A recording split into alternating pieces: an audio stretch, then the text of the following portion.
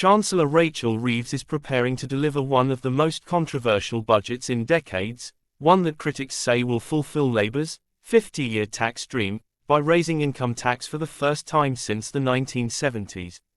Reeves, backed by Prime Minister Sir Keir Starmer, is reportedly planning a 2p increase in the basic rate of income tax, a move that could mark a seismic shift in Britain's post-Thatcher economic policy.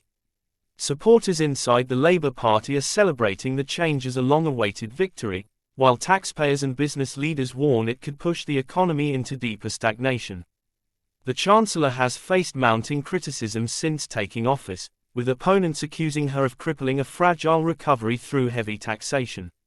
Last October's budget saw more than £40 billion in tax rises, the largest since the early 1990s, including a £25 billion jobs tax on employers. Since then, more than 270,000 jobs have reportedly disappeared, and growth has stalled.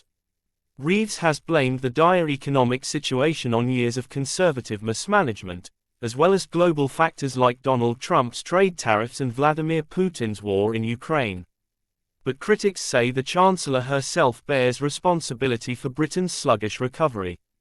Now, as she prepares her next budget, Reeves is planning at least another £30 billion in additional tax hikes, while refusing to make significant spending cuts.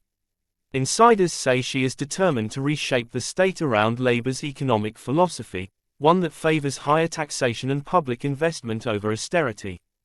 Political analysts have compared Reeves's approach to that of former Labour Chancellor Denis Healey, who in 1974 famously vowed to tax the rich, until the pips squeak. Her proposed 2p increase, from 20p to 22p in the pound, would be the first rise in the basic rate of income tax in 50 years. While the move could help close a £35 billion fiscal gap, it risks breaking Labour's election pledge not to raise personal taxes, a decision that could provoke widespread public anger. For many on the left, however, Reeves's plan represents ideological redemption. Labour activists have long viewed Margaret Thatcher's tax cuts as a betrayal of social justice, and this budget is seen as payback, a return to traditional redistributive economics. But commentators warn that the political price could be steep. If the tax hikes backfire, Reeves could become a scapegoat for voter frustration, and Starmer may be forced to sacrifice her to protect his own leadership.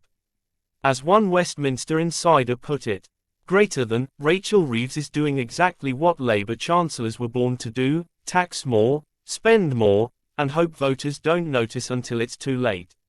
Reeves's budget, set for the 26th of November, could define not just her own political future, but the direction of Britain's economy for a generation. Thanks for watching. Don't forget to subscribe, like, share, and leave your thoughts in the comments. Your support means a lot.